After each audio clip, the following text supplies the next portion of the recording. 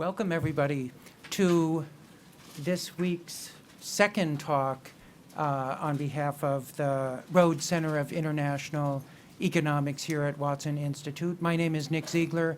I am a fellow at the center and a research professor here at Watson. And in the absence of the Rhodes Center's director, Mark Blythe, I will chair and moderate today's talk. We're very lucky to have with us Sam Wilkin, who is a well-known student and analyst of risk and politics, and most recently, populist politics. Sam is a visiting fellow here at Watson. He was educated at Eckerd College, and the place that my parents and my wife call the university, whereas they refer to the place I did graduate work. This is of no particular relevance. It happens to be a nearby place. The first initial is H. Some people call it the Big H. People who refer to Sam's place, the University of Chicago, as the university, tend to think of my place as the lightweight place. So I have lived in admiration of people who have degrees from the University of Chicago for literally my entire life. And I've had lots of evidence that admiration is well placed, including today's speaker. Sam is a senior advisor to Oxford Analytica and Oxford Economics. He has written, edited, or co-authored a number of valuable books on risk analysis. He is also author of Wealth Secrets of the 1%, published by Little Brown in 2015, and the book that he'll tell us a little bit about today, History Repeating: Why Populists Rise and Governments Fall. I strongly recommend the book. It's a remarkable combination of historical anchoring and practical wisdom, and I'll turn the floor over to Sam to say a little bit more about the book and tell us what he thinks is going on in this complicated world of ours. Sam, welcome. The floor is yours.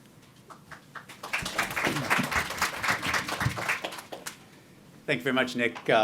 When I started working on this book in 2015, never did I imagine that voting for populists would become so trendy. I mean, at the time, there were populist governments in the Philippines and Hungary, Poland. I guess then there was a populist coalition in Greece, and then the big shocks of Brexit and Trump. And then earlier this year, after the elections in Italy in March, a populist coalition in Italy, and then AMLO in Mexico, and now this guy in Brazil. I mean, somebody votes for populists, they put it on Instagram, and pretty soon it's a global trend. But why is it happening? Why are all these countries going populist? And more generally, why are so many people voting for populists? Now, obviously, for each country, there are different issues that are salient, and for each individual voters, there are different issues, usually a range of issues. For instance, I have a friend in New York. He lives in Flushing, Queens, which is a neighborhood with a lot of immigrants. He himself, especially from Asia, he himself is a Korean-American immigrant, and he informed me that he was voting for Trump. And I said, no, Donald Trump? I mean, is there another Trump? And he said, you know, he admits he's not the usual profile of a Trump voter. He's aware of that, but he kind of liked Trump's style. And more importantly, he supported Trump's crackdown on immigration because he thought a lot of new immigrants were lazy and they made hardworking immigrants like him look bad. And I said, no one can explain. You are one of the reasons why social science is so difficult, I said. And so I can't explain any individual voters' choices. Rather, what I'll try to do today is talk about general trends, general factors that are driving populist votes, often in a lot of different countries. And there's been a lot of commentary on these kinds of general trends lately, much of it wrong. And here to provide us with some wrong commentary is Hillary Clinton. She reports in her recent memoir that she gave a copy of this book, The True Believer, to her senior campaign staff to help them understand Donald Trump's rise.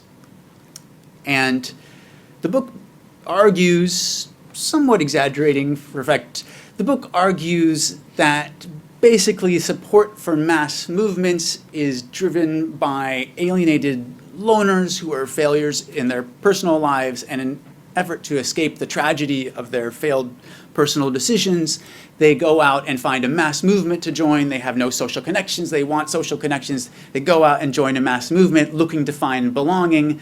And that's interesting. That's an interesting theory that generates a number of testable hypotheses. And so in the 1960s, the book was a bestseller in the 1950s. In the 1960s, social scientists tested these hypotheses. And of course, they're completely wrong. So there were in the 60s, there are a lot of crazy social movements to choose from the KKK and the John Birch Society all the way over to radical anti-war movements and the Black Panthers, and social science surveyed a lot of participants in these movements. And they basically found that alienated loners are very few and far between in any mass movement. Instead, people who join mass movements tend to be more gregarious and sociable and outgoing than other people and have more social connections than the average, which, if you thought about it for 2 seconds, made a lot more sense than the whole theory about basement-dwelling, people-hating perverts suddenly coming out of their basements all at the same time to join a mass movement. But it wasn't just Hillary Clinton, of course, who was sort of thinking along these lines. This book has been cited very positively in the New York Times over the past few years, at least 4 or 5 times, I think, and I sort of stopped counting. Also, this more general line of argument, I have conducted research into the supporters of my political opponents, and it turns out they're all clinically insane. That line of argument has been hugely popular throughout modern history, maybe even ancient history. And no matter how much social science you throw at it, it refuses to die. It always comes back. And I think the reason for that is it is so wonderfully political, right? Hillary Clinton's not really trying to help her campaign staff understand Trump's rise. She wants to motivate them. Obviously, finding out the best way to insult your political opponents is one of the central parts of politics. And so she's saying, well, Trump is a monster and his supporters are monsters, and so we have to fight hard against this. And that's fine, and I understand there's an important role for this in politics, but of course the danger is you start accidentally believing this stuff. Hillary Clinton's famous line about a basket of deplorables, which she of course said was a huge mistake, and it was a huge mistake. And that line could have come right out of this book. So, the danger is you start to take some of this stuff seriously. Now, obviously, there are some crazy people who voted for Trump, my friend in New York, for instance, but most probably are not crazy. So why do they vote for populists? Well, I have a few general reasons here. Start with the most sympathetic reason, a reason even those of us who hate populists and really wish politics could just go back to being the way it was, can empathize with, and that is that mainstream political parties messed up. There was a global financial crisis. After the financial crisis, central banks said, well, if we weren't around, experts at central banks said if we weren't around, it would have been even worse. Because of unconventional monetary policy, we prevented it from turning into a Great Depression. And thank you very much, but wasn't somebody supposed to be regulating the financial sector so that these kinds of global crises didn't come out in the first place? And how about holding someone to account, even one person, for what happened? And of course, in Europe, it's even worse, because there you have the Eurozone debt crisis. and that is after the global financial crisis, almost 10 years of next to no growth.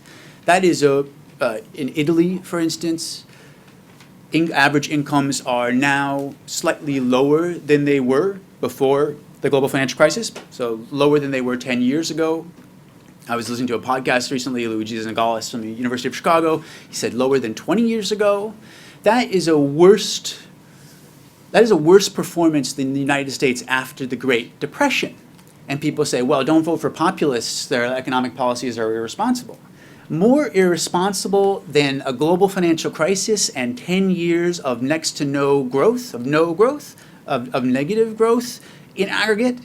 I mean, I don't buy it. And so Italians voted for populists in the March elections. A majority of Italians voted for populist parties. And frankly, it's kind of hard to blame them. Now, this seems like a fairly straightforward reason, but I want to dig into it a little bit. So, of course, there's a large literature on impacts of economics on political behavior. And this graph is from my own exceptionally modest contribution to this literature. It basically shows a relationship. Now, not Argentina. Argentina over there with the economy crashing and they're voting for the government anyway, which tells you a lot about life in Argentina. But in most other countries, the more the economy is growing, the more votes the government gets, and the less the economy is growing, the more votes the government loses. Pretty straightforward. I mean, that is a relationship that I think is pretty well understood in US politics. George Bush Sr., when he lost the 1992 re-election campaign, the catchphrase of the year was, "It's the economy, stupid." The whole idea was he lost the election because the economy was in the tank. So the thing is, at the time that this paper came out, 1997, before most of you were born, no one really knew. People knew about this relationship.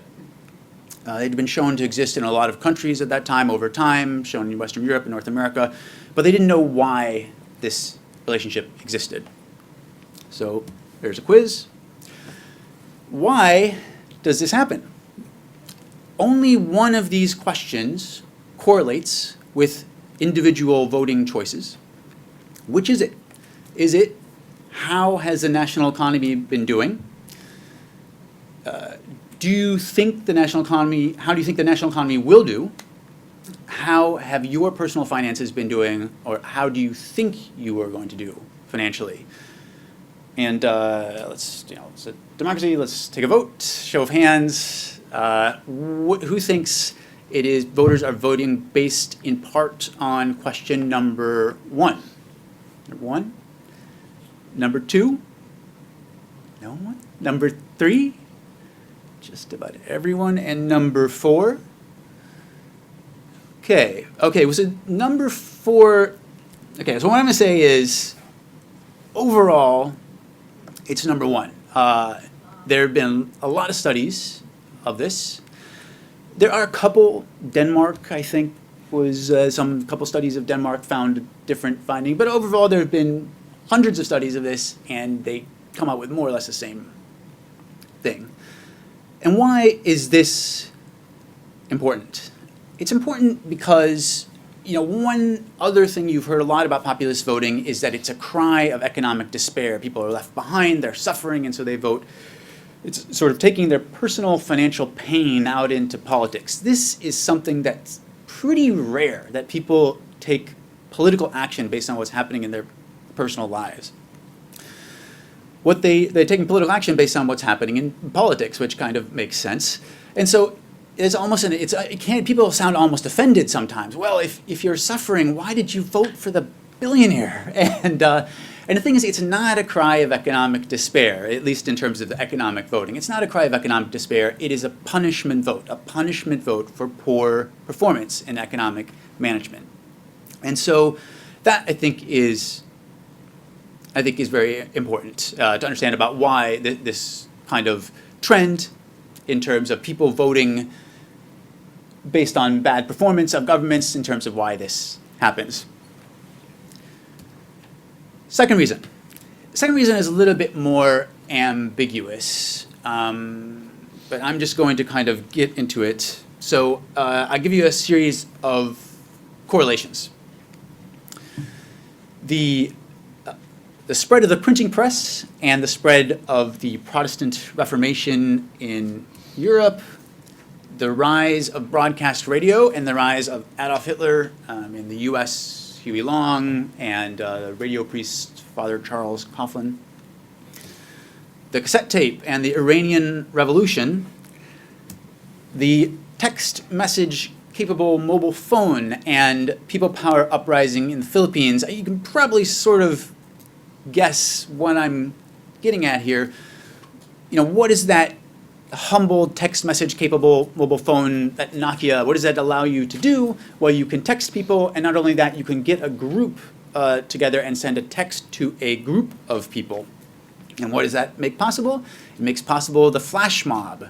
People can suddenly coordinate their actions in a group, silently and instantly. And that makes it a lot harder for government authorities to control mass demonstrations. To control a mass demonstration, you need people in the right place, you need barriers in the right place, and suddenly what happens is demonstrators are able to coordinate their demonstrations on the fly and move on the fly.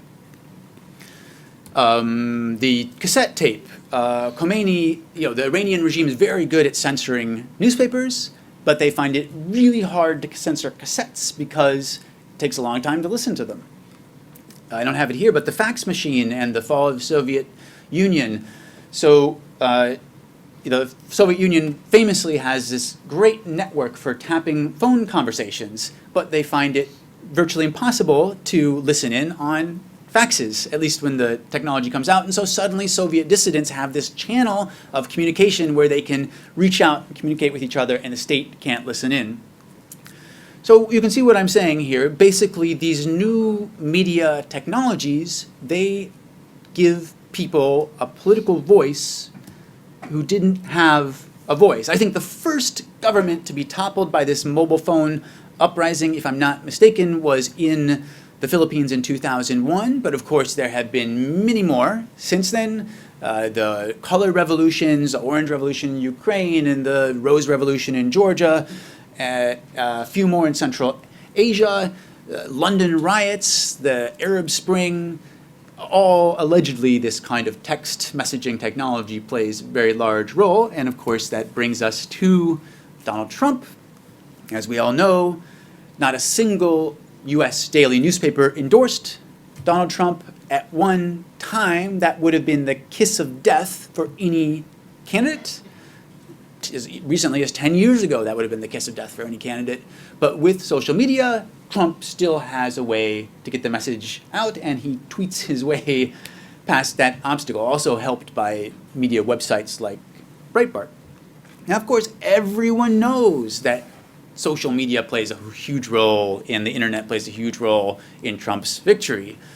We hear about fake news, we hear about Russian interference, but I guess what I'm trying to say is there's something more fundamental that's going on here, and that is a shift in political power, right? These technologies, since the broadcast message, text message capable mobile phone, it has been a lot harder for governments in emerging markets to govern without the support of the educated middle class in capital cities. So these technologies can have a fundamental impact on the distribution of political power. They can give people a voice, social groups a voice that didn't have a voice. And there may be those of you who are very uncomfortable with the idea of God-fearing, values-voting middle America having a larger political voice. I grew up in South Dakota and Indiana, two states that went for Trump by huge margins, and I can tell you the idea of my high school friends having a lot more political power is kind of terrifying to me. I assume there are any of them who may be watching this on the videocast think the same thing of me. But for those of you who are worried, I should mention it's not just these groups that are getting a much larger voice. The Women's March after Trump's inauguration was the largest single-day demonstration in U.S. political history. Why is that? Well, of course, women didn't like Trump, and there are a lot of women, but also because these kinds of mass mobilizations are much easier to organize now that you have this kind of social media. And in the past, the groups that have benefited from these new technologies have often been those that are the most savvy, right? Who benefits from the spread of the printing press? It's literate Protestants benefiting as opposed to Catholics at the time in Europe. And of course, if you go by hours spent on social media, probably some of the most savvy groups in terms of social media are kids and women. Now, I say that's an ambiguous reason, and the reason that is ambiguous is because it's not quite clear, is it social groups like the Tea Party movement that's benefiting from social media, or is it candidates, populist candidates who are benefiting from social media? The last reason I have that people vote for populists is a bit more straightforward. This is back to a fairly straightforward reason that people tend to vote for populists, like the economic reason, a reason that applies in a lot of countries these days, and that is that the system is broken. And to sort of explain this, I need to say something about the definition of populism, and I realize it's traditional to define one's terms at the beginning of a talk, but prefer to introduce it randomly in the middle, better late than never. And of the first populists were Russian, the first people to call themselves populists. They've been populists for a long time. Andrew Jackson, of course, populist. But the first people to call themselves populists were Russian. Today, we would think of them more as revolutionaries. They were trying, in the mid-1800s, they were trying to get the peasants to rise up against the Tsar.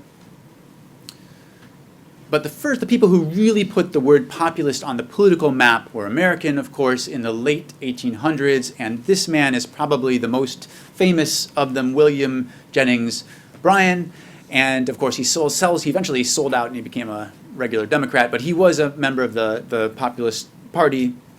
And well, I have a little excerpt here, if I can get it to play, from one of his speeches, one of the most famous pieces of political oratory in American history. That this was a struggle between the idle holders of idle capital and the struggling masses who produce the wealth and pay the taxes of the country. They tell us that the great cities are in favor of the gold standard. We will fight them to the uttermost.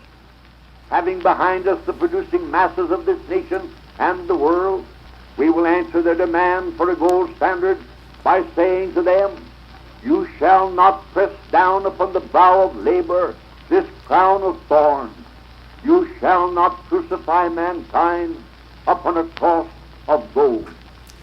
What a line. And so the thing that makes him a populist is that claim, a claim to represent the people, in this case the producing masses, against an elite, in this case the idle holders of capital. And if you make that claim a lot, and it's really central to your political messaging, and even more importantly, it's central to your political support, then that basically makes you a populist, at least as the term is used these days. Now, it's an unusual claim. Here's Donald Trump making the same claim. On every major issue affecting this country, the people are right and the governing elite are wrong.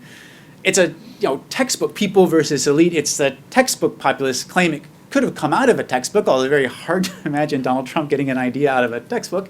But it's a textbook populist claim, and there's something very odd about Donald Trump making this claim. Anyone care to hazard a guess what I'm thinking? I mean, there are many odd things about him making this claim. Anyone care to hazard a guess what I'm thinking of? Yeah. So winning the popular vote, okay, yes, this is basically what I'm thinking of, actually. He goes on to lose the popular vote, but win the election. And the really odd thing about it is, we live in a democracy, so democracy is inherently an anti-elitist system of governments, majority rule, so we shouldn't need somebody like Donald Trump to go around and fight on our behalf.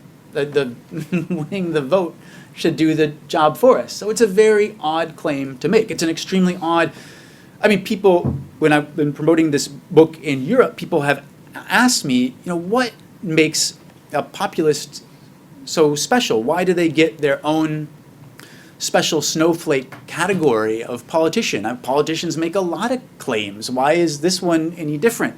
And the thing that's different about this claim is it is a kind of claim against the system. For most candidates, campaigning against democracy in some way or against the political system in some way is a bit of an odd thing to do. Campaigning against the system is a really unusual thing to do in democracy, and it does make populists a little bit different. They are like little revolutionaries. They're like the little baby revolutionaries of democracy. Not want to cut off anyone's head, but maybe lock somebody up, sure. They, this campaigning against the system does, well, let me let Donald Trump explain. I have joined the political arena so that the powerful can no longer beat up on people who cannot defend themselves.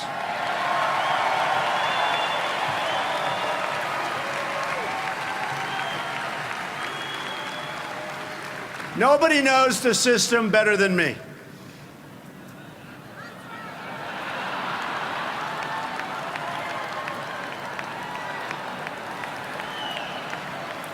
Which is why I alone can fix it.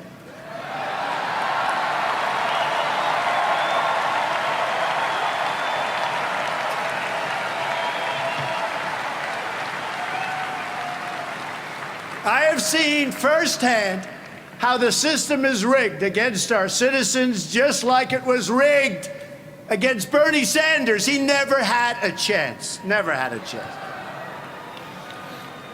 But his supporters will join our movement. Just going to stop him there before he completely goes off the deep end. So, so Donald Trump is explaining, why do you need me? Even though it's a democracy, well, the democracy is broken, right? The system is rigged. And so populists kind of campaign against the system.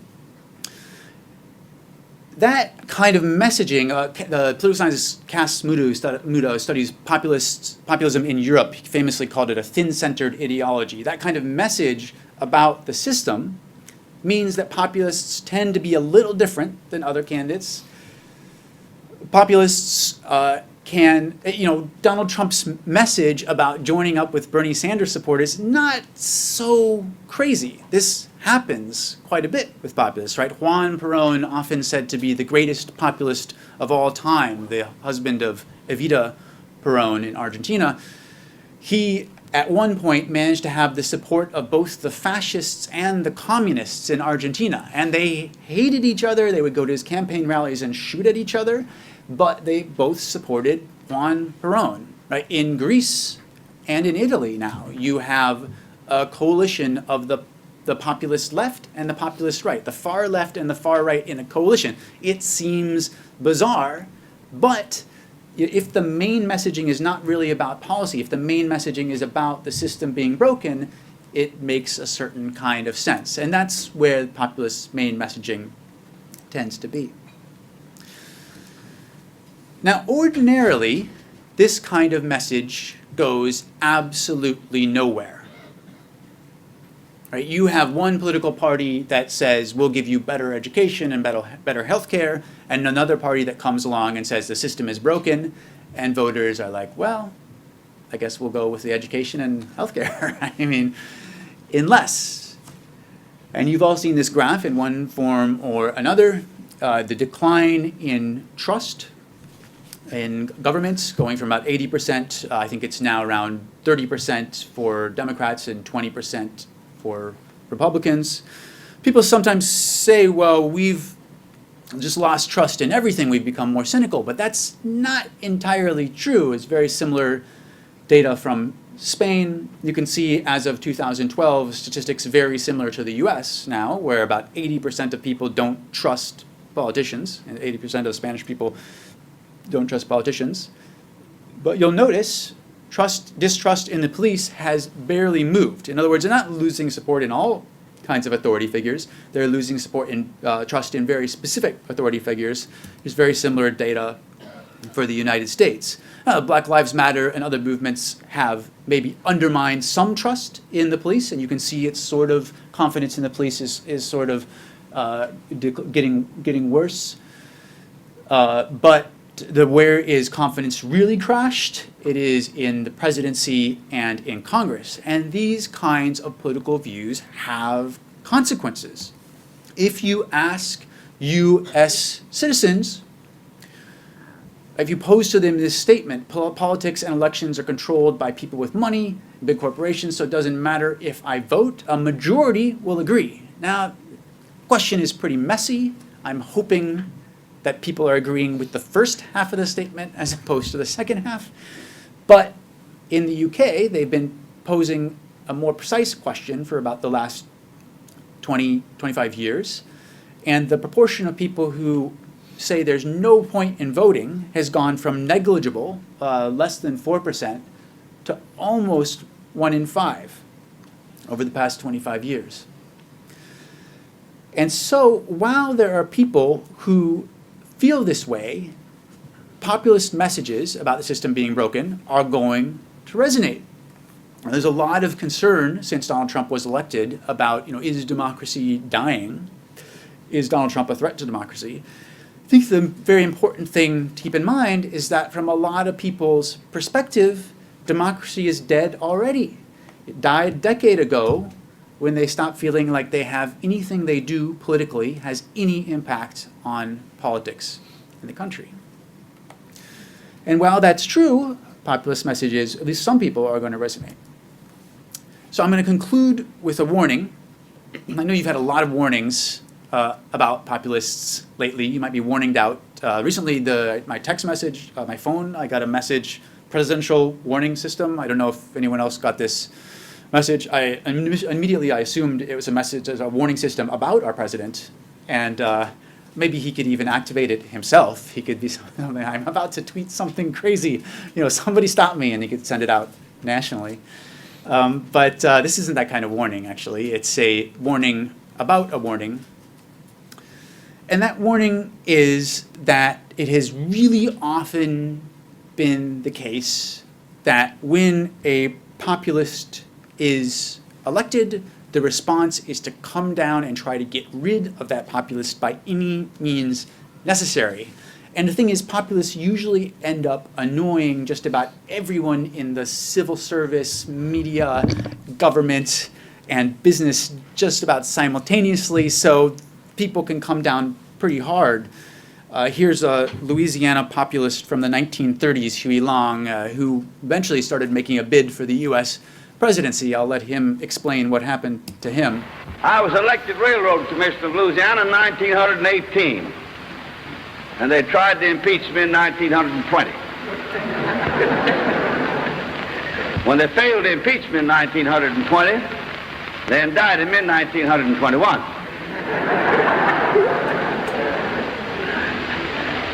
And when I wiggled through that, I managed to become governor in 1928. And they impeached me in 1929. So it's, it probably is easier to find a populist who, it is harder to find a populist who hasn't been impeached than to find one who has. And the thing is, it often doesn't work, because the problem is, if you impeach somebody whose main support base, not main support base necessarily in the case of Donald Trump, but whose sizable proportion of his support base is voting for him because the system is broken, you impeach their chosen candidate, you're going to convince them that the system is broken, right? Here's Thaksin Shinawatra from Thailand, a Thai billionaire who campaigned to make Thailand great again, won with the support of rural areas against the urban areas in Thailand, appointed his family members to high political office. You get the idea. he was impeached, exiled, he came back, there was another election, he won it, he was indicted, convicted, exiled, there was another election, his sister won it, he came back. Juan Perón, the famous Argentine populist, a man whose smile was so constant and charming, his political opponents called him Colonel Colinas after a brand of toothpaste. There was a military coup, actually several, first they sent the Air Force to bomb his political rallies, then there was a military coup, that didn't work. There were several military coups. Eventually one worked, he was sent into exile. He still dominated Argentine politics for about 30 years. The book is full of countries that came down really hard on whatever populist was elected, but utterly failed to address the reasons that populists were being elected, which can do, I've only covered a few of them, but which have to do with fundamental changes in political power and who has a voice in the country, which can have to do with mainstream political parties failing to deliver results for a lot of people, which can have to do with a lot of people thinking that the political system is fundamentally broken. And I think whatever happens in November, especially if there's a Democrat sweep in the upcoming elections, then dealing with populists will be one thing, but almost more important and fundamental and more challenging thing will be dealing with the reasons that people vote for populists. Thank you.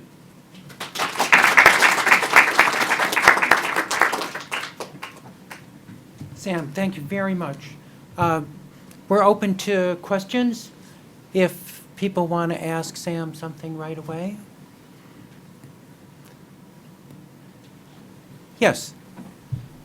Two questions. One is, to the extent you've measured it, how much has voter turnout changed in light of these disaffected voters kind of ramping up in various countries in the last 20 years or so? And secondly, to what extent would you draw distinctions between parliamentary systems and whatever system we seem to have here at this point? Right. I'm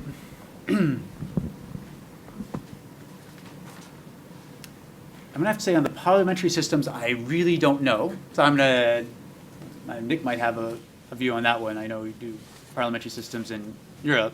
Let me answer the first part first. So voter turnout, well, obviously voter turnout has, there's a lot of controversy over what's happened with voter turnout because it really depends on how you measure it. Is it are you measuring it as a percentage of the voting age population? Is it a percentage of people who are eligible vote or registered to vote? So there is a lot of controversy about that statistic in the United States.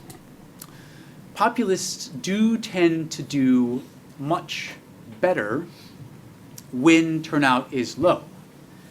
And one reason for this is because populists tend to be really good at mobilizing people. And this is hard. It is hard. I mean, spare a thought for a poor populist who's trying to get people to take out their personal problems in public, if that's what's happening, or is trying to get people who think the system is fundamentally broken to vote. And that's not easy.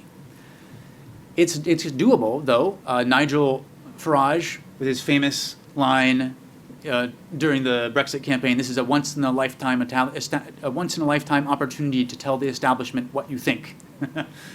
And it kind of was.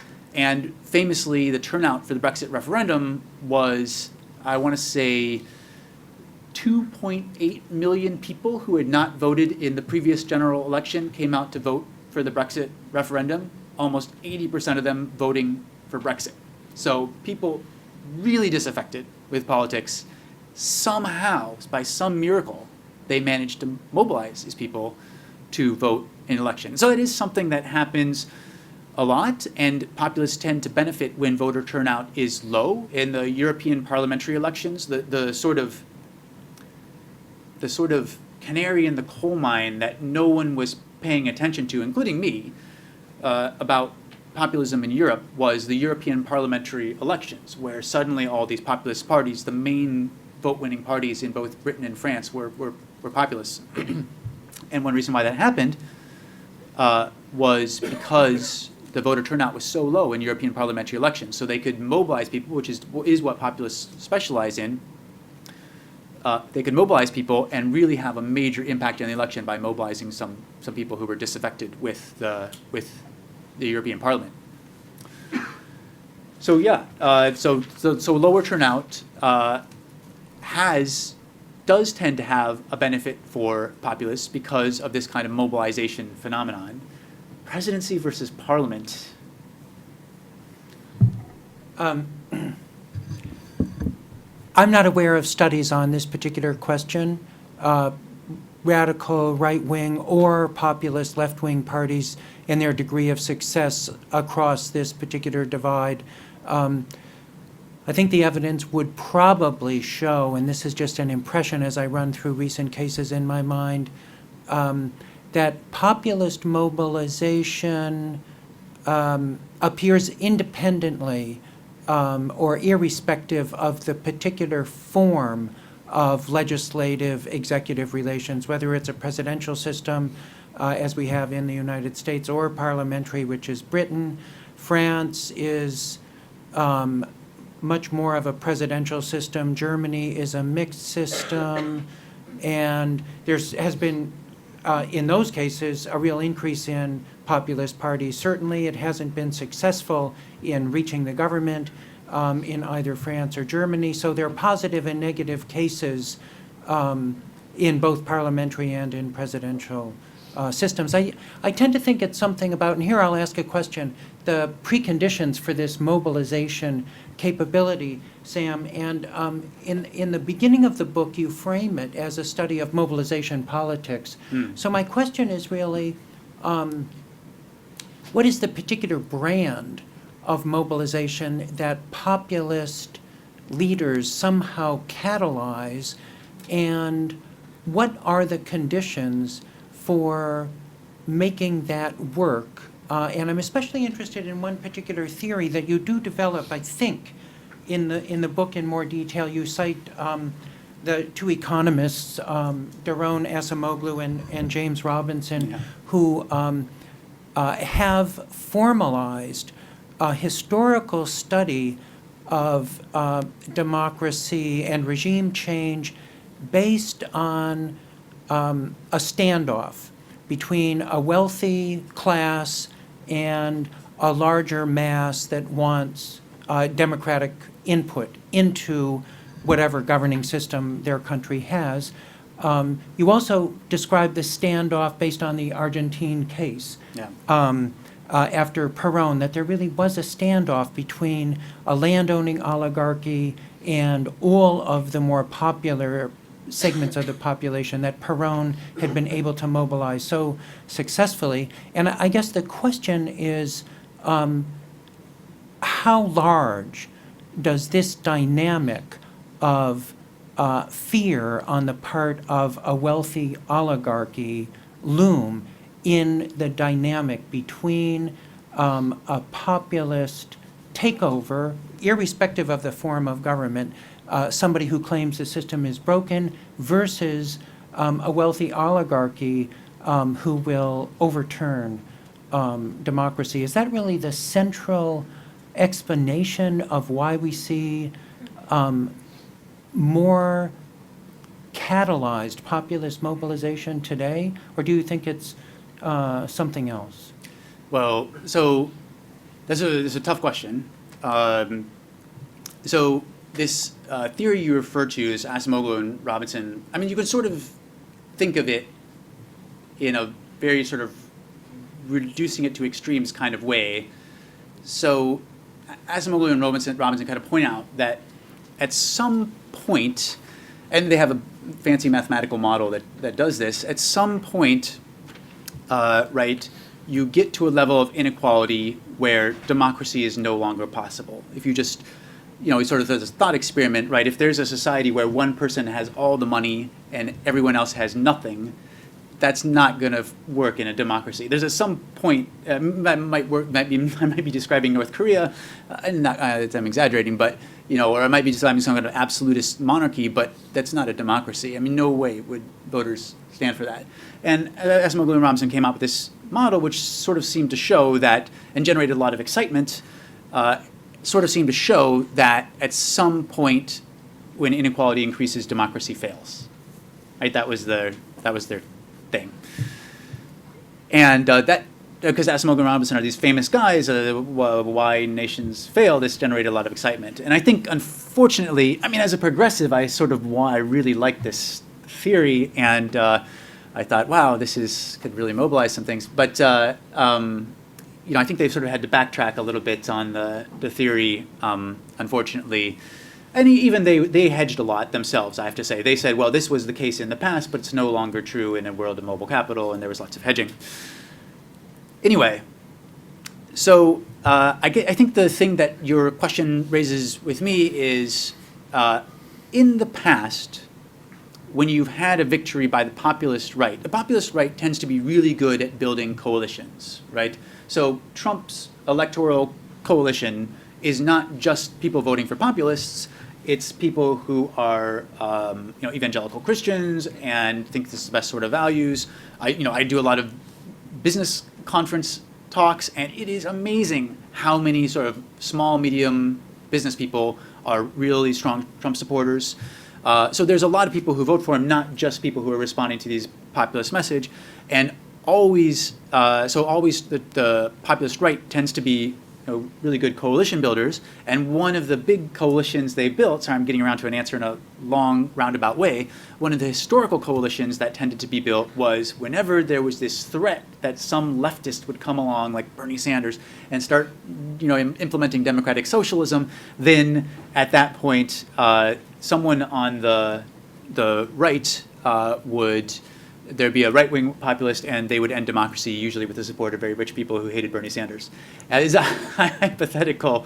So, this actually in Thailand, in this weird, twisted way, that's what happened in Thailand, where in Thailand, the urban middle class, which you kind of identify with when you're starting on the story, the urban middle class, the rural poor elect this terrible, rude, corrupt fellow, Thaksin Shinawatra, into office, and the urban middle class, because of their mobile phone-enabled protests, are able to get him thrown out, not once but several times, by having these huge demonstrations where they take over the government, they take over the airport, they have mass invasions of public property, and so actually the people who end democracy in Thailand are not some wealthy oligarchy with the support of the right. It actually ends up being the sort of middle class that ends democracy in Thailand.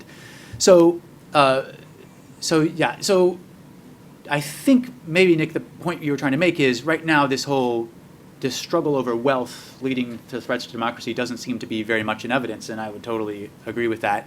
But it has in the past certainly been one of the big causes of kind of authoritarian right or populist right takeover, and one of the big causes of threats to democracy. I promise any future answers will be shorter.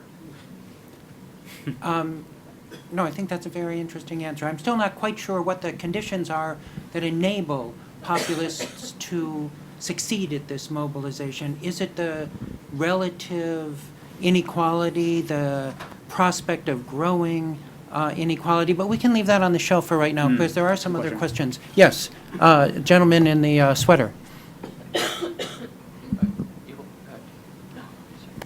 So you gave some examples of how populist governments come into leadership, but then they get re-voted once they get kicked out. So do you have any examples in history where they get kicked out, but they remain kicked out, and there's a shift in government? And what do you see, in your opinion, could happen in the United States for a re-election in 2020? Yeah, so I mean, the very short answer is that I think that, really the way to deal with populists is for them to lose an election fair and square, and ideally to lose a lot of elections. I think the sort of irregular removal through judicial means, which has been done a lot, is not a good approach. the I mean, the sort of more difficult, so the problem is there are a great number of success cases in terms of dealing with populism. Populism was a very common political form throughout much of the world, throughout, from say the late 1800s to up to the 1930s. And then it pretty much vanished from the earth. I mean, that's not quite true. It was still there in Latin America. There were still some populists like Wallace, but they really didn't get very far.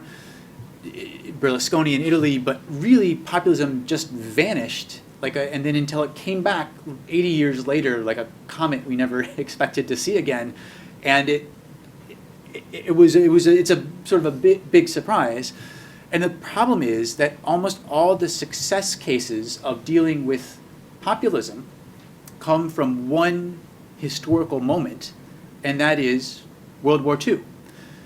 And World War II changes a lot of things, and it's a social science nightmare because it changes everything all at the same time. It changes demographics, it changes politics, it changes economics, changes just about everything all at the same time. And so people will come and say, well, the thing that dealt with populism was after World War II, the new Labor government came out with this NHS and everything changed.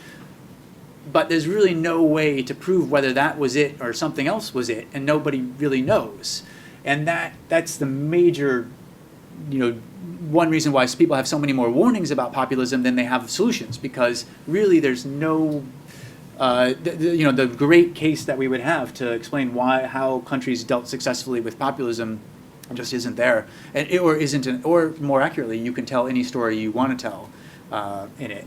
And a lot of people tell a story about inequality, but as Nick pointed out, is it inequality that's causing populists to mobilize? I mean, I can come back to the inequality issue if there's any interest, but let me just let me stop there at that point. Yes.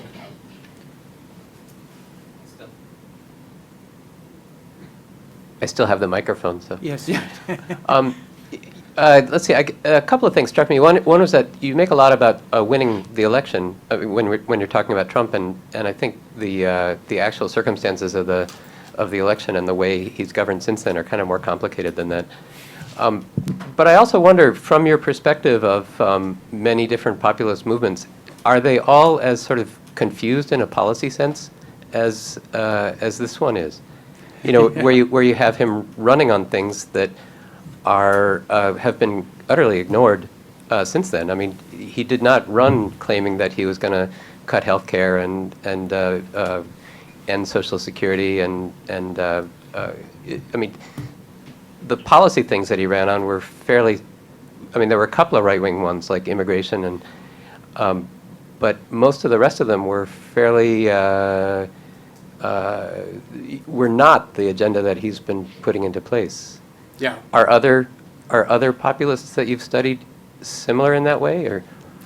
Yes. Well, that was that point about the elections was made here also. So that yes, famously that is kind of the characteristic of populists. So that's what Kasmuda's point about thin-centered ideology. His point is they're not really on the right or on the left or anywhere you can place. It's hard to place a populist, and often populists can completely switch policies without losing political support, because the people who are voting for them because they're a populist, that their support isn't based on particular policy. It's based on these anti-system sort of democratic revolutionary, I guess you could call it, messages. They're based on these messages about the system being broken and about the people versus the elite, which leads to that message about the system being broken.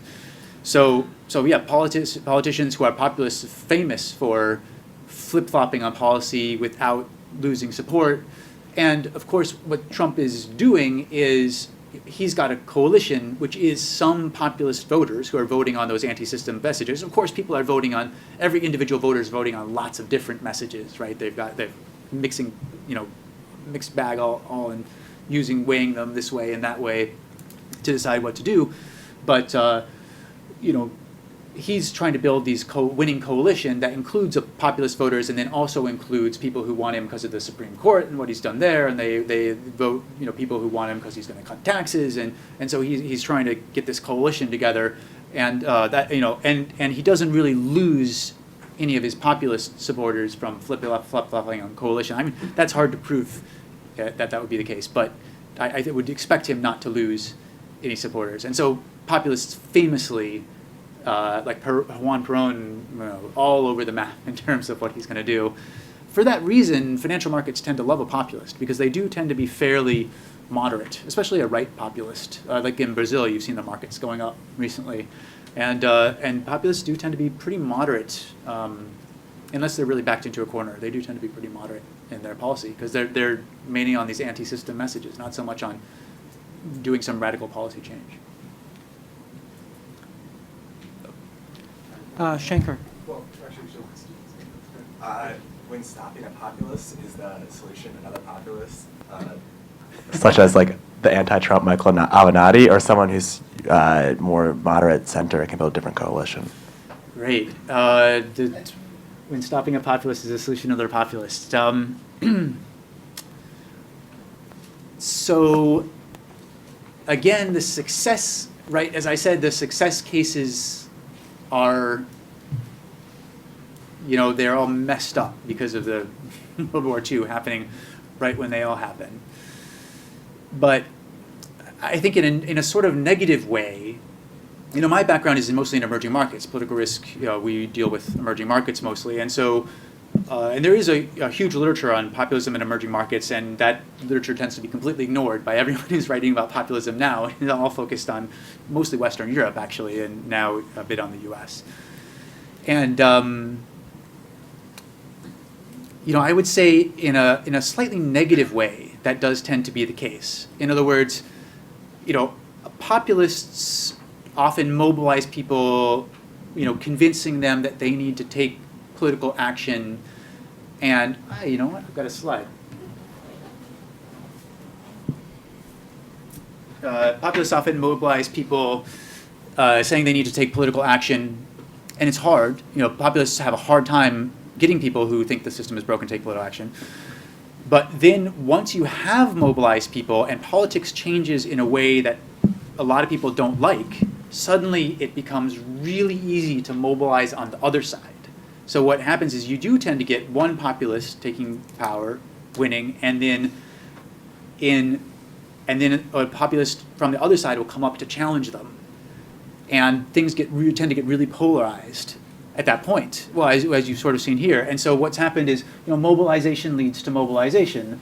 This is a big point I make in the book, and you've definitely seen this in the upcoming elections. I think, you know, hazarding a prediction, I think there will probably be a Democrat sweep, because that's what, when somebody gets elected as on populist messages, that tends to convince a lot of other people that there's a serious political problem, and now they need to take action themselves, which has happened with Brexit, right? Young people did not vote in that Brexit referendum. The next general election, the next chance they had to vote, they voted.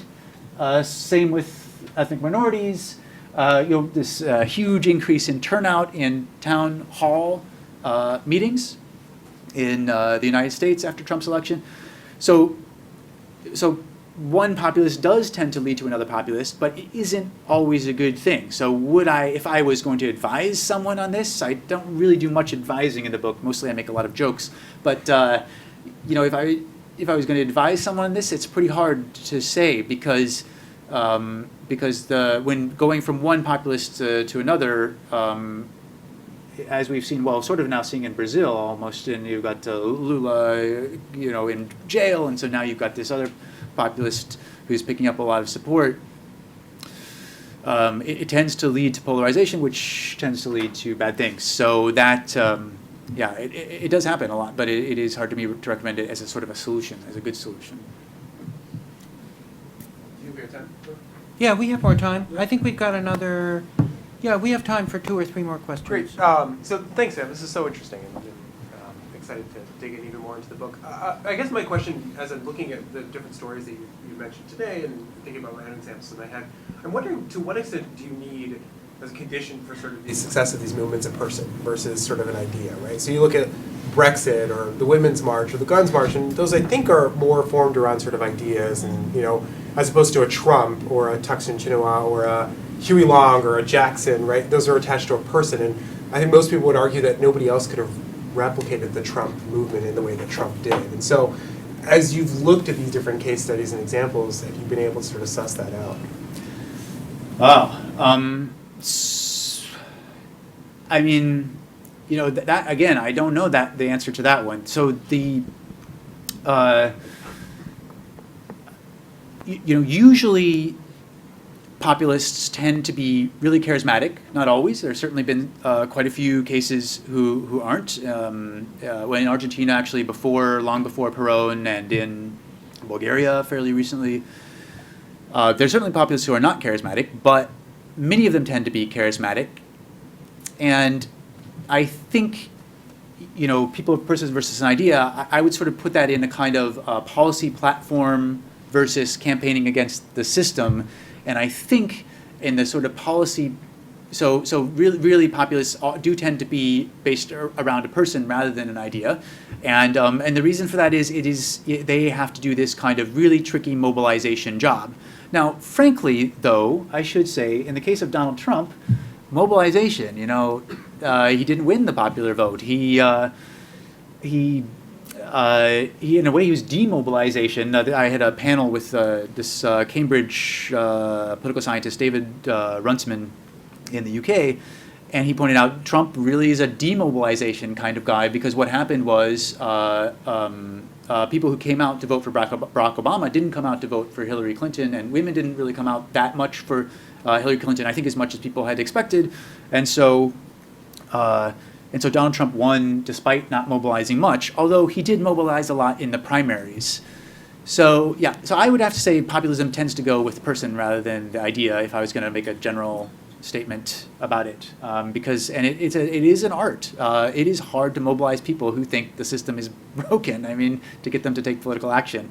So as much as I don't really like Trump, I could appreciate the kind of amazing thing he was doing from a populist sort of perspective.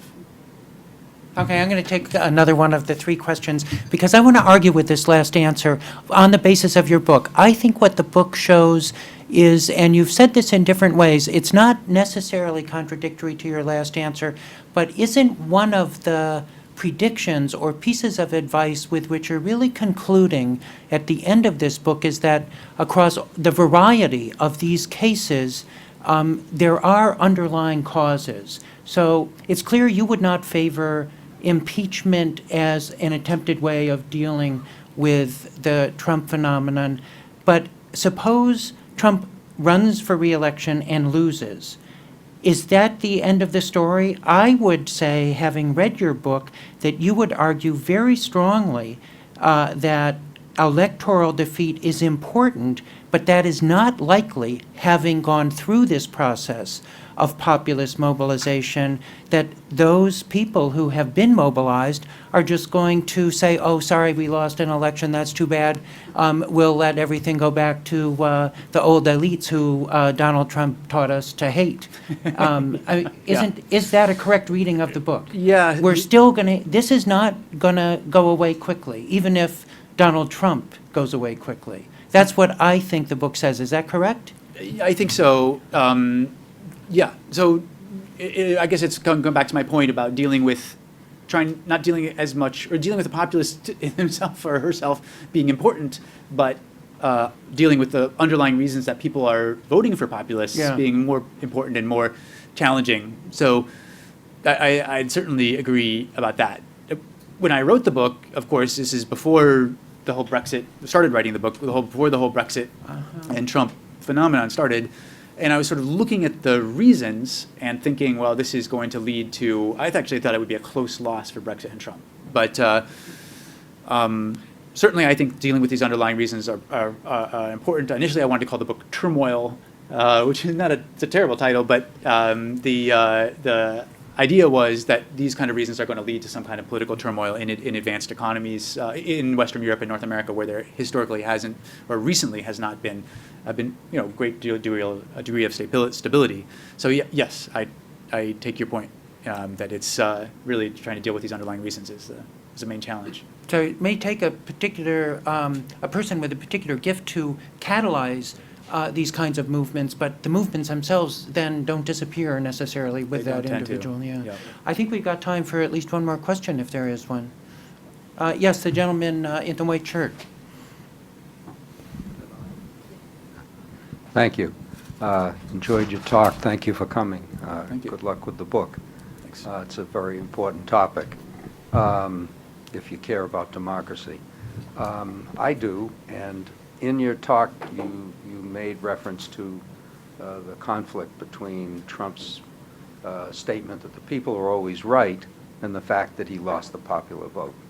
Could you give us just a quick thought from your thinking about the Electoral College, which was originally designed to prevent the tyranny of the masses over the smaller people, smaller states, smaller parts of the country. And as the country grew out, that same situation exists, seems to me exists, between the masses on the coasts and all the little people spread around in the smaller population states who, if the Electoral College were to disappear, it is alleged they would never see the candidates come to their states, be interested in their interests, and they would lose their leverage as representing a broad part of this country. I'd just love to hear your thinking on that. I see. So there's certainly good reasons in the past for this institution, but now may have. And to all those people, still is. Yep, that's a good point. Well, so now I'm way outside my expertise zone, but since you asked, I mean, for myself, I kind of tend to be sort of more, a kind of, I guess you could, radically democratic. I tend to think that institutions like the Electoral College contribute to the sense that the system is broken. I would have a hard time proving it, and of course, this Electoral College institution really contributed to Donald Trump's victory, so now maybe people think it's the greatest thing ever. So, but I tend to think that getting rid of these kind of institutions is the better approach. In fact, I tend to think, I tend to think one of the big solutions to populism is to go with more direct democracy, to actually, even go to referenda and that kind of thing. This five-star movement in Italy, I mean, one of the things I think we're going to have to do is take some of the things that populists themselves say seriously, which is hard because they say so many crazy things. But in there may be something that is really is kind of important. So the five-star movement in Italy is totally crazy, but they have this idea about digital direct democracy where the voters can feedback on pretty much everything the party is doing. On a moment-to-moment basis. I'm exaggerating a little bit. So the people really feel involved. And in Italy, that's a big deal for people to feel involved because the system has really been rigged for a long time. And the country that has the highest level of satisfaction with democracy, latest Eurobarometer poll, was Switzerland, where the sort of land of the referendum, which is sometimes ugly referendum. I mean, the direct democracy is often not pretty, like when the Swiss voted to ban minarets, people putting up minarets on mosques in Switzerland. But people do feel when they vote this way that they have a voice. And so now, of course, every time I come out with something like this, I'm in the presence of some genuine expert on politics in the US or in the case of referendums, politics in the UK, they say this is completely crazy, you're going to destroy everything. There was a panel in the UK government put together with senior experts to look into whether having referendums was a good idea, and they decided it was absolutely a terrible idea. So I recognize that my ideas are not necessarily popular among really the established scholarly elite on these issues, at least in the UK, probably in the US as well. But I really tend to lean towards this kind of more representative democracy and then more direct democracy as kind of a solution to populism. I think we've got time for one more very quick question. This gentleman's been trying to ask a question, and then we do have a reception. Is that right? Hayden, so one more question, and then people will be free to talk with Sam outside, but one more question for right now. I don't want to stray outside your area of expertise, but how representative is election 2016, given that there was such a deviance from the norm as 2 FBI investigations just before the election? So how representative, is Trump's win?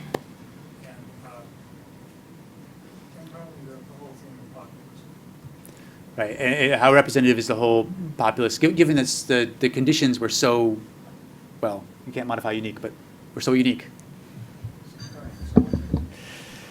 Yeah. Oh, unique, okay. That's a very good point. And if I had to say, I would say, so Luigi Zingales, I mentioned him before from the University of Chicago, he says, you want to see the real risk to the United States, look at Italy. Italy is the United States 15 years from now, right? Or 20 years from now. There's the Mark Blythe does this podcast. He had this fellow on doing the Brazilian elections recently, and he was saying, if I recall correctly, you want to see what the United States is like 20 years from now, look at Brazil. And so there is definitely, to my mind, actually the risks are not that high in the United States at this moment. I totally agree with you. I was really surprised when Trump won, and I think that he won on kind of a one-off coalition that would be hard to replicate. So I don't think that the risks are too high in the United States, although I could be wrong. What I do think is a big risk is that, and probably the tone of my book, I really mistargeted in some respects because I felt like people would be able to be less panicked than they are now. But wow, has the level of panic been quite extraordinary over the past couple years. So the good news is I feel like, there were one-off factors and the level of risk in the United States is not too high. The bad news is that I think, this goes to the point that Nick made, that the reasons people are voting for populists are there and they seem to be getting stronger to some degree. And therefore, look at Brazil, look at Italy, countries where there is a outright majority voting for populism in Italy, or where people can, worrying about democracy in Brazil is a bit much. I think it's pretty much, it's fine. But where people can really more accurately, not panic-wise, but, genuinely worry about democracy, that's the potential. If these trends are not addressed, then these are the potential futures. And so that's, I think, more, it's an indicator of what could happen. Now, I recognize for a lot of people there's really disappointing things that have happened in policy because of Trump's victory. And that's a large reason for motivation, and I think that's a great reason to be motivated, and it's a great reason to get out and vote. But that said, I don't think the risks are so high. I think that's a good note, especially the get out and vote part of Sam's answer. It's an extraordinarily interesting book filled with ideas about the imperfections in democracy, the possibilities for improving it, ideas, personalities, and the thing that political scientists like me love to study, namely institutions and why they don't work the way we would always want them to, but they're better than nothing. So let's thank Sam for a very interesting talk and join us for the reception outside. Thank you very much.